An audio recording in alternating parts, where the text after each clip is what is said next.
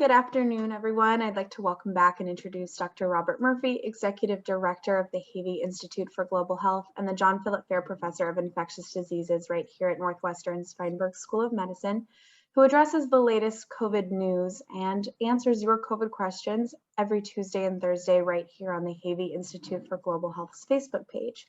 And today, Dr. Murphy will be answering your questions and addressing the latest COVID headlines through today, the 21st of April. And should you have a COVID question, we ask that you submit it to us via email at globalhealthinstitute@northwestern.edu. And leading the discussion is our student research assistant, Sophie Biskowski. So Sophie, I now turn it over to you. Thank you, Kristen. Hi, Dr. Murphy. Good morning.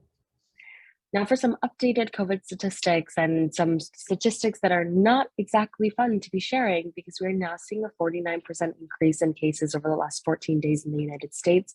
Our 7-day average is 43,357. And I'm not sure if folks remember last week, but that number was like, 33,000 last week. So it's on the rise. Oh yeah. In the US, we saw 62,898 cases yesterday, with our hospitalizations decreasing and deaths decreasing. But unfortunately in Illinois, what we are finding is that cases are up 80% in the last 14 days, with hospitalization and death both decreasing, but we are seeing a 7-day average of nearly 2,500. What can you tell us about what the heck is going on in the United States that we're seeing a pretty slow increase, but a steady increase? Well, this was a really brief honeymoon. Right. For the COVID pandemic. And unfortunately, it just tells you this thing is not going away. It's not going to go away anytime soon. We're just about to enter another wave. This is happening as we speak. And now, with mitigations across the country and the state, as you know, the governor has lifted the mask mandate for transportation. So the CTA and Metra have dropped their mask mandate. Falls in line with what Amtrak did and what the airlines did based on this case and judge in Florida. This is what's going to happen. This is very unfortunate. Now, there are things you can do about it though. Be updated on your vaccine booster status. If you're over 50, you should get in line and get your first booster and your second, or your second booster, or both at some particular point. They only have to be 4 or 5 months apart. That will at least protect the most vulnerable from ending up in the hospital or dying. That's the only thing you can do today, but you could, you're not prohibited from wearing your mask. I flew back from Europe last night.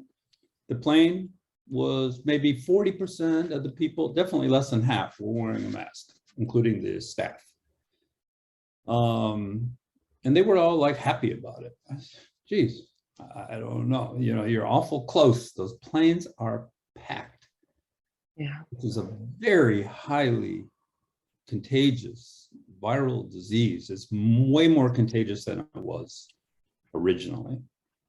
And these subvariants of the subvariant, even more contagious. This is, we're lifting all these precautions kind of at the wrong time. And fortunately, for all those that are vaccinated appropriately,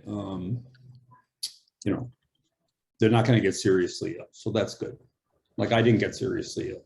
I mean, I was out of work for 2 weeks, but I didn't end up in the hospital.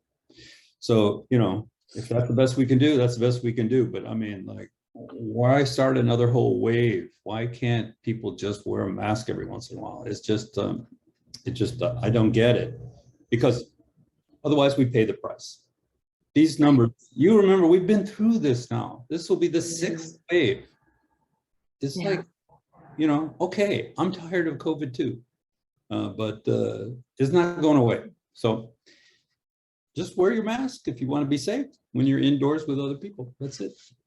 Yeah, no, absolutely. And, you just talked about this, and this ties right into one of our first headlines, is that the Justice Department is about to appeal the decision lifting mask mandates on plane strength if the CDC deems rule necessary.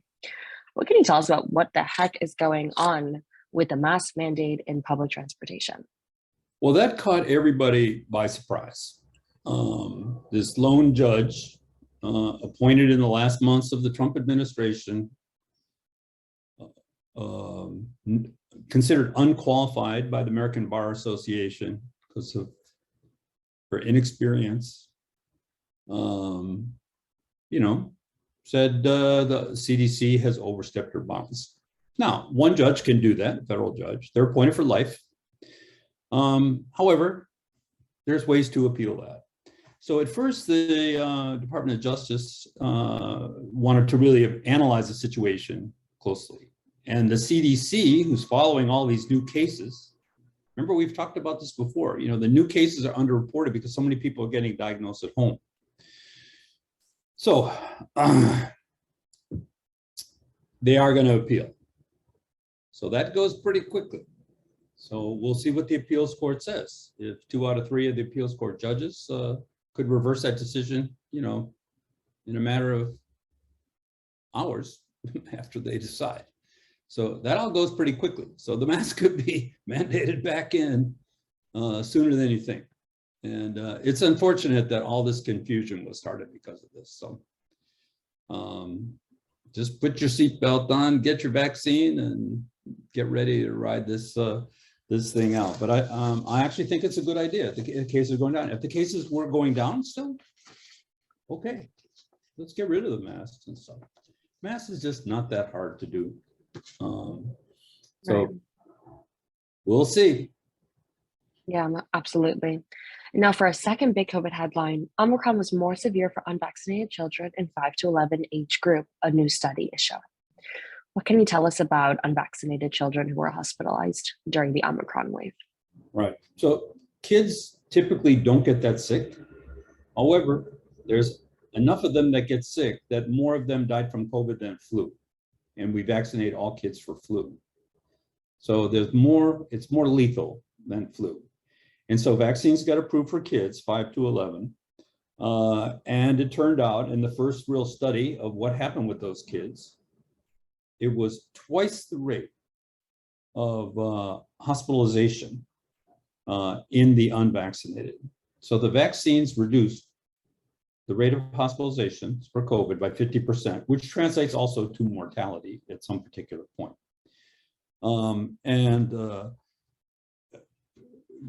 Subgroups of kids like Asians had the highest vaccine rate. They had the lowest rate of hospitalization, and African-American kids had the lowest rate of vaccination, and they ended up in the hospital even more. So it's just the rate of vaccination. It doesn't matter. Your race doesn't really matter. It's just if you took the vaccine. So that's it. So I mean, it's beautiful data that shows vaccinating your kids, vaccinating kids 5 and up is good. You end up less of them in the hospital. Now the overall numbers are small. However, sick kids, they're young, they're very fragile when they get very ill like that. So, if you want to cut the rate, you take the vaccine. Very few side effects in these kids also. Yeah, no, that's wonderful to hear. And now this ties directly into what we were just talking about. Our next big statistic is that COVID cases are on the rise, yet very few precautions have come back. In fact, quite the opposite is happening right now. What can you tell us about this mixed signals that the United States is sending individuals? It's the system here is that the federal government does not control health. It controls safety, interstate transport, any interstate type activities. Healthcare in the United States is delegated to the states. We have 50 states. We have 6 territories that have enough of a population to have their own health system. Puerto Rico, Washington, D.C., Guam, there's others. So when you have all those different states making their own rules, and even rules about being safe, in other words, not allowing rules to be safe, what do you expect? That's why we have the highest mortality rate. Mhm. That's why the mortality rate in Florida is 3 times the rate in California. Mhm. It doesn't work in a pandemic, but we have to do the best we can. And the CDC and the NIH and the other US agencies can make recommendations.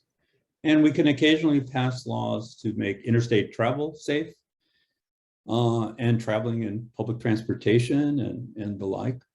And but you know, the central power in the United States for healthcare is very, very limited. I don't think people really appreciate how limited it is. Now, on the other hand, the central government poured in a huge amount of resources to develop these vaccines quickly, to make all the tests that are now available and available everywhere in pharmacies and clinics and whatever, all different kinds of tests. And now there's even a focus on developing these drugs, so to treat, and that they can do, and they do very well. But the rest of the public health stuff is too fragmented to make any sense out of, and that's why we're having this. Now, Italy, on the other hand, is a central state. You know, they can make any rules they want. They have over 100,000 cases a day yesterday. So, you know, I mean, this thing is taking off all over the place, and we'll see what their mortality rate jumped up to. And the same thing is going to happen here. So that's the problem. The pandemic is not gone. You can be tired of it all you want. Doesn't matter. It's not gone. Yeah, no, absolutely. And tying right into the pandemic is not gone. In fact, another huge headline that I'm sure people have been hearing tons about is this new COVID breath test is holding a lot of promise, but wide use of it is still very far off. Mm-hmm. What can you tell us a little bit about what is going on with this COVID breathalyzer? Well, I mean, it's just a different kind of test. It's a breath test. It's in a machine about the size of a suitcase. It's not going to be available like everywhere. It's a very expensive machine, by the way, but the test itself only takes 3 minutes. Now, apparently, I think you can only do one test at a time. So they can only do 20 tests per 20 tests per hour. So you got, 3 minutes per test. I think that's the way it's set up. And but it's, in some situations, it might be maybe schools or factories or big groups of people where you have to screen 20 or 40 people a day. It might be easier just to have them blow into this little tube and get the result in 3 minutes. I mean, boy, you just have to go sit down and you get your result. So, there are places where this is going to be helpful, and it's just going to be another tool in our little toolbox to make quick diagnoses. Yeah, no, absolutely. And we have two next big COVID headlines, and one that's really rather depressing is that as many as 200,000 children have lost a parent to COVID-19 in the US, and those are ones that are recorded. So what can you tell us about this new wave of grandparents who are taking care of grandchildren in the US? Yeah, no, it's just another tragic milestone, with the 1 million deaths and, orphans to COVID is just so sad. And it just tells you how lethal and serious this pandemic is. There's nothing really more than just how serious, and we have to do whatever we can to prevent this. Right. And of course, we know the ways to prevent it and slow it down. Vaccines, mitigations to prevent transmission. And we have lots of treatments now, monoclonal antibodies, we have oral tablets. We know how to take care of people in the hospital better. There's a lot of things we know, but if we don't utilize them, this is going to continue. Right. And our last big COVID headline, and one that ties directly into our statistics, is that US is likely to see a surge of COVID in the fall, Fauci is now saying. But we are seeing a surge right now. Can you tell us a little bit about it? We're going to see 2 surges, 1 surges. When do you think the surge is going to peak? What are you thinking, Dr. Murphy? Well, I think the COVID wave, the next surge is going to be way before the fall. I think it's going to be like now. I mean, I think it's starting already. And I think it's going to be the beginning of the summer, which is the opposite of when you think these big waves are going to come. You think they're going to come in the fall when people go back inside and they go back to school and get back from their vacations. Or you think we kind of always have this big wave after the Christmas holidays. So we have like the end of December through March, the typical seasonal wave. This thing is going to happen. This is happening now, and it's going to continue. I don't think the summer is going to be free from this current wave that we see now. Yeah, no, absolutely. And now for some COVID questions. The first question is, this individual is a caregiver for her elderly parent. Her mom had the first 2 shots in the booster last year. In January, she came down with COVID while at the rehabilitation home. She received a monoclonal antibody to treat the COVID while she was there. She would like to get the second booster shot. Is it a good idea? Is there amount of time that she should wait? So it looks like she got COVID in January. So it's now been 4 months? Well, that's COVID. What would you January? Yeah. So what can you tell us about? There's a couple timing things here. So having COVID doesn't preclude you from getting the booster for any period of time. The formal recommendation is just wait till you feel better. Now, some people wait a month or so because you're likely to have a little immunologic response from the COVID itself. And, you may have some more side effects from the vaccine than before. So you can wait a few months if you want, but you can have it really as soon as you're asymptomatic. So that's one thing. Then the people that have the monoclonal antibodies, they already have the antibodies there. They don't need any booster or anything then, and the booster may not even work at that time. So they say to wait for 90 days. So you wait for 90 days. And then that second booster, I believe the waiting time from the last booster, the minimum time is 4 months. So it's all a little bit confusing there, but this person,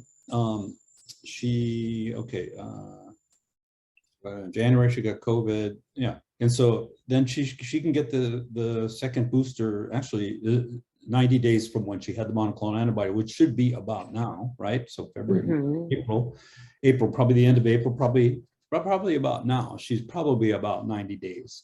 So you wait the 90 days and she can get the second booster. Wonderful. And now for our last COVID question.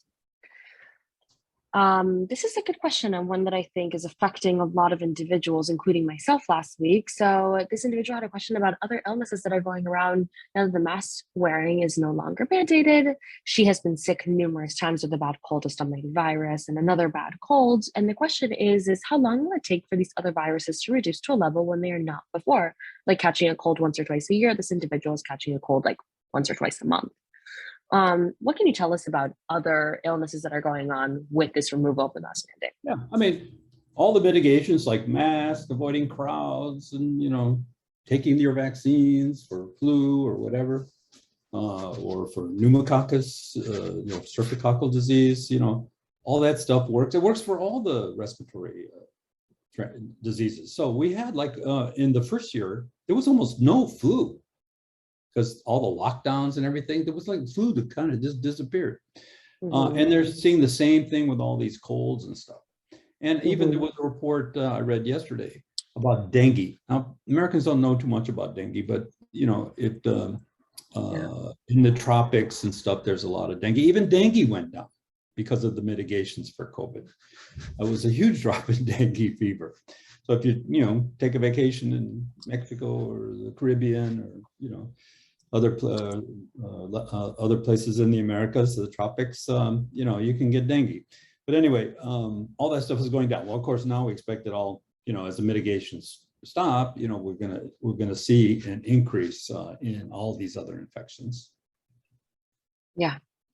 Well, those were all of our COVID questions for today, and we had a lot of headlines. So thank you, Dr. Murphy. We had more headlines than questions. So I know the pandemic's not going away, but we'll try to keep everybody updated with what's going on and interpreting all the recommendations that are coming out of our authoritarian bodies and to help people get through this pandemic. Yeah, absolutely. Well, thank you so much, Dr. Murphy. Thank you. Good to see you.